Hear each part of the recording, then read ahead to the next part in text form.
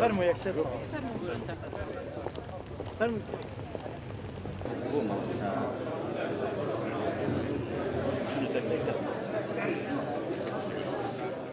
پیرۆز بێناوە جوانەکەت تۆینەوەی دوا ڕۆژی گەل و هیوا و ئاواتی هەمومان تۆی ڕووناکی شەوی تار و نیشاندەری ڕێگای ژیان پێنووسەکەی دەستی تۆیە مافی وڵات دیاری دەکات هەزاران پلانی دەستی دوژمنانمان بووچەڵەکات دەبنووسە و دەبخوێنە بەدڵسۆزیەوە وەرە پێش قۆڵی مەردانی لێ هەڵکە و گوێ مەدە بە ئازار و ئێش شەونخوونی و بێتاقەتی وات لێ نەکات پەستت بکات هیوا و حەز و ئاواتەکەت بەجارێ هەموو لە ناوبات ئەم جاش دەڵێم تۆ پیرۆزی تۆ دڵسۆزیە وڵاتەی لە ناوچەوانت نووسراوە هان دەری ڕەوشتی چاکەی ئامادەبوانی بەڕێز میوانە خۆشەویستەکان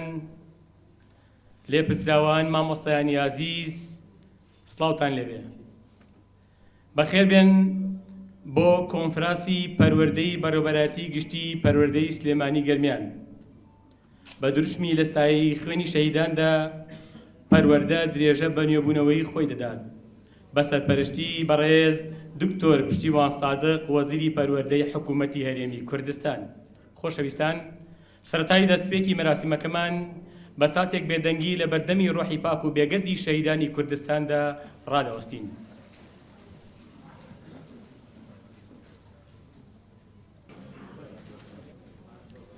پێشمەرگە سیمبولی ئاسایش و ئارامی کوردستانە و پارێزەری ئایندەی خوێندکارانە فەرموون ئێستا ئێوە و چەند چالاکیەک لەلایەن خوێندکارەکانمانەوە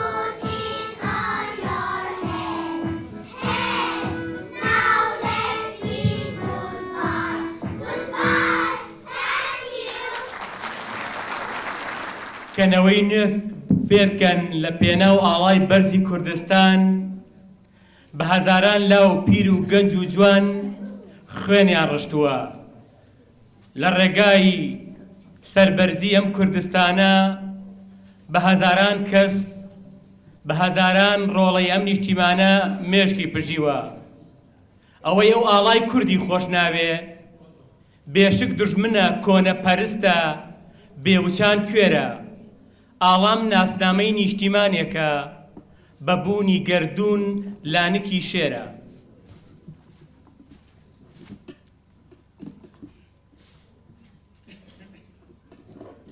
وتاری بەڕێوەبەرایەتی گشتی پەروەردەی سلێمانی لەلایەن بەڕێز مامۆستا نەجمەدین عەلی ئەحمەد بەڕێوەبەری گشتی پەروەردەی پارێزگای سلێمانیەوە با بفەرمێت.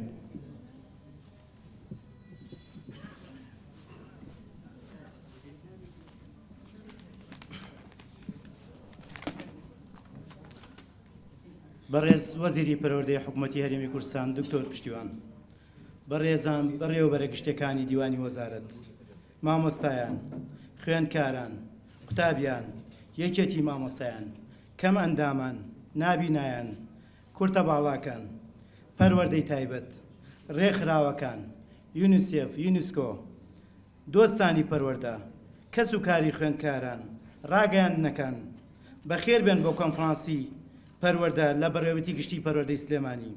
بە دروشمی لە سایەی خوێنی شەهیدان پەروەردە درێژە بە نێوبوونەوەی خۆی دەدات.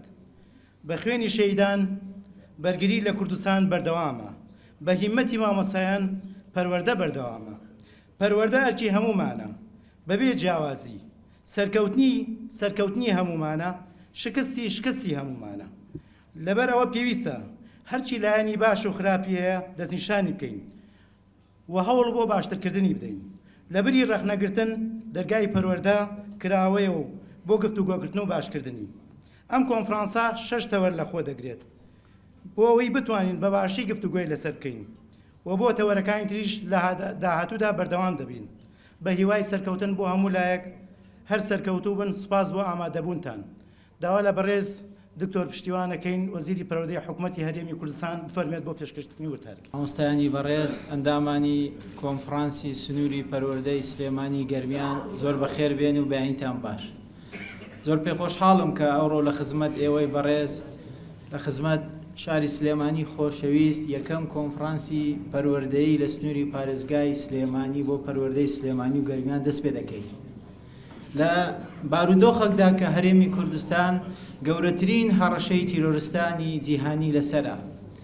هەروەکو بەڕێزان باسییان کرد ئەوڕۆ پێشمەرگە بەرگری لە کوردستان و لە کەرامەتی کوردستان و لە ئایندەی کوردستان دەکا. ئێمەش بەردەوام دەبین لە گۆڕانکاری و پێشکەوتن و نوێبوونەوە یان لە ریفۆرم لە سنووری وەزارەتی پەروەردە. بەڕێزان، فەلسەفا و بنەما ئەساسیەکانی ئێمە بریتیە لەوەی کە قوتابی یان خوێندکار چەق و تەوەری سەرەکی فێربوونە و قوتابخانەش تەوەر و چەقی سەرەکی پێشکەشکردنی خزمەتگوزاری پەروەردەییەکانە. وەزارەتی پەروەردەی حکوومەتی هەرێمی کوردستان هەوڵ دەدات بۆ ئەوەی کە زانست و زانیاری بۆ قوتابیان و خوێندکاران دەستەبەر بکات، فراهەم بکات و لە هەمان کاتیشدا لایەنی پەروەردەیی بۆ دروستکردنی ئایندەی کوردستان لە ڕێگای نەوەکانمان بەدی بهێنێت. نەوەیە کە بڕوای بە مافەکانی مرۆڤ بە یەکتر قبولکردن، بە پێکەوە ژیان، بە جایەتیکردنی توندوتیژی، بە دڵسۆزی بۆ گەل و نیشتیمان هەبێتن. لە ڕێگای ئەو بنەمایانەوە ئێمە دەتوانین گۆڕانکاری گەورە لە کوردستان بکەین و کوردستان بەرەو ئایندەی گەورە ببین. دەتوانین پەروەردە بە هاوچەرخ بکەین و لەگەڵ گۆڕانکاریەکانی سەردەم بیگونجێنین. بۆ ئەو مەبەستەش پێویستمان بە زۆر بنەما هەیە، بە زۆر تەوەر هەیە کە خۆی لە ژێرخان دەبێنێتەوە.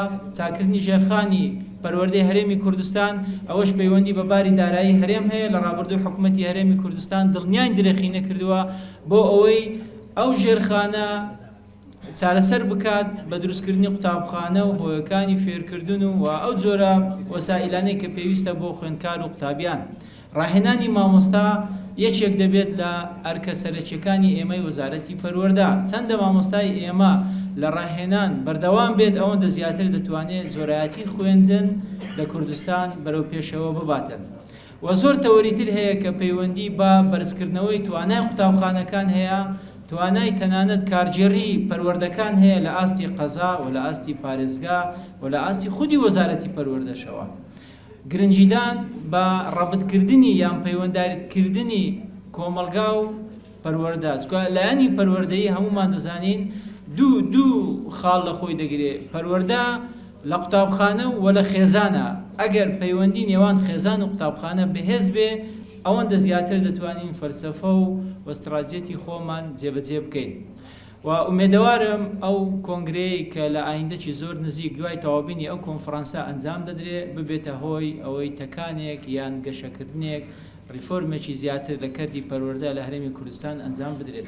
ئەگەر هەر بابەتێک لەو کۆنگرەیە یان لەو تەوەرانە حزوری نەبێ، مانای ئەوە نییە ئەو تەوەرە گرنگی پێنادرێت لایەن وەزارەتەوە ئیهمال کراوە، پشتگوێ خراوە، بەڵکو ئێمە لەمەوەدا بەردەوام دەبین بە سوودوەرگرتن لە توێژینەوە نێودەوڵەتیەکان و توێژینەوەکانی خۆمان کە گرنگی بە بواری پەروەردەدەن بۆ ئەوەی لە هەموو ئەو بابەتانەی کە پێویستن ریفۆرم بکەین و گۆڕانکاری بکەین. بۆ نمونە پەروەردەی تایبەت لەوانەیە لەو تەوەرانە نەبێت، بەڵام ئێمە وەکو وەزارەتی پەروەردە بە وەرکشۆپ و کۆنفرانسی تایبەت چارەسەری گرفتەکانی پەروەردەی تایبەت دەکەین، چونکە پەیوەندی بە زۆر وەزارەتی پەیوەنددار هەیە، وەکو وەزارەتی کاروباری کۆمەڵایەتی، وەزارەتی تەندروستی، وەزارەتی خوێندنی باڵا، تەنانەت سەرۆکاتی ئەنجومەنی وەزیران و پەرلەمانیش. جگە لەوەی ئێمە لەمە دووە تەسەوڕ نەکەین هەموو گرفتەکانی خۆمان لە ڕێگای کۆنگرە چارەسەر دەکەین، بەڵکو بەردەوام دەبین لە ئەنجامدانی سمینار و کۆنفرانسات بۆ ئەوەی بتوانین چارەسەری کێشە و گرفتەکانی خۆمان بکەین. ئومێدم زۆرە بە توانا و دڵسۆزی بەڕێستان کە بتوانن پەروەردە بەردەوام بەرەو پێشەوە ببەن و ئێمەش بە پشتیوانی خوای گەورە بەردەوام دەبین بۆ ئەوەی لە خزمەت پەروەردە دابین. ئاخر وتەم ئەوەیە داوا لە هەموو مامۆستایانی خۆشەویست لە ئیدارەی قوتابخانەکان دەکەم گرنگێکی زۆر بە منداڵە شەهیدەکان بدەن، بەوانەی کە برایان شەهید بووە لەبەرەوەی شەهیدەکانی شەڕی تیرۆریستانی داعش منداڵەکانیان بچووکە، شەهیدە سەربەزەکانی ترمان منداڵەکانیان گەورە بوونە، بەڵام لە ڕووی سایکۆلۆجی و نەفسیەوە زانیاریمان بۆ دێ لە قوتابخانەکان بەڕاستی دەبی زیاتر گرنگیان پێ بدەین. هەست نەکەن، ڕاستە ئینسان کە باوکی لەدەست دەدا یان برای لەدەست دەدا ناخۆشترین شتە بەڕاستی، بەڵام ومێدەوارم کە مامۆستایان ببنە باوک بۆ ئەو منداڵانە لە هەموو ڕۆک بتوانەوە بەشێکی بچووک لەو بۆشاییە گەورەیەی کە لە نتیجەی لە دەستدانی ئەو عەزیز و خۆشەویستانە ئێوان بتوانن پڕی بکەنەوە. دووبارە زۆر بەخێر بێن، زۆر سوپاس.